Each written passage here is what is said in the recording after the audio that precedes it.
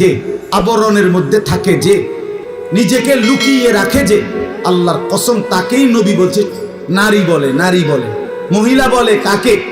যে লুকিয়ে থাকে, আড়ালে থাকে, গোপনে থাকে। আওরাত, আওরাত অর্থ ঢেকে রাখার বিষয়, আওরাত অর্থ গোপন থাকার বিষয়। অতএব যেই নারী বেপর্দা, যেই মেয়ে বেপর্দা, যেই মহিলা বেপর্দা, বেহায়া, চরিত্রহীন, এটা কোনো বেডিও না, বেডির জাতও না।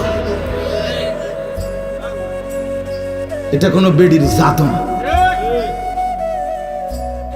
এটা বলে তো এটা কি? এটা শোপিস, উপভোগের পণ্য। মানুষ যত কিছু নিয়ে উপভোগ করে, তো এটাও একটা উপভোগের পণ্য।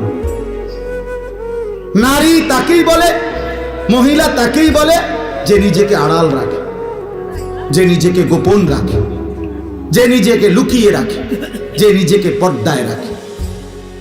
আল্লাহ তাআলা আমাদেরকে বুঝার তৌফিক দেন। চলেন এবার তরজমাটা শুনেন, তাইলে কথা শেষ। আল্লাহ তাআলা নারীদের ব্যাপারে সরাসরি লক্ষ্য করে মহিলাদেরকে, মুসলিম রমণীদেরকে, মুসলমানের মা, মুসলমানের স্ত্রী, মুসলমানের মেয়ে, মুসলমানের বোন, তাদেরকে লক্ষ্য করে আল্লাহ সরাসরি বলতেছে ওয়াকারনা ফি বুয়ুতিকুন্না। 22 নম্বর পারা 33 নম্বর সূরা, সূরা আহজাবের 33 নম্বর আয়াত। আল্লাহ কি বলে দেখেন, একজন মুসলিম নারীর করণীয় কি, কর্তব্য কি? ওই যে বললাম, যে বানাইছে তিনিই বলে দিবে। মনে আসেনি কথাইটা? এ আল্লাহ বলে দিচ্ছে। এক, ওয়াকারনা ফি বুয়ুতিকুন্না, তোমরা মুসলিম নারীরা অবশ্যই তোমাদের ঘরেই অবস্থান করো। কোথায়? তাহলে মুসলিম নারীর জন্য তার ঘরই তার আপন ঠিকানা, তার ঘরই তার পবিত্র জায়গা, তার ঘরই তার ইজ্জতের জায়গা, তার ঘরই তার সম্মানের জায়গা। 2 নাম্বার, ওয়ালা তাবাররাজনা তাবাররুজাল জাহিলিয়াতিল উলা। আল্লাহ বলেন, হে মুসলিম নারীরা, যদি একান্ত কারণে, ঘরে থাকার মানে হলো ঘরের মধ্যে একবার ফেরেক মাইরে লাউন না, কথা বোঝেন না, আলমারির ভিতরে রাখিয়া দাও না। অর্থ হলো একান্ত প্রয়োজনে নারী বাইরে যাইতে হবে, কখনো স্বামীর বাড়ি, কখনো বাবার বাড়ি, কখনো হসপিটাল, কখনো পেরেশানি, অথবা এমন কোনো নারী, জ্ঞান অর্জন হোক, দুনিয়ার যে কোনো বিষয়। আল্লাহ বলেন, যদি বিশেষ কোনো যৌক্তিক প্রয়োজনে বাইরে যেতেই হয়, তো আল্লাহ বলেন অজ্ঞ নারীরা, মূর্খ নারীরা যেভাবে বেপর্দা চলে, এইভাবে তোমরা বের হইও না, বের হইও।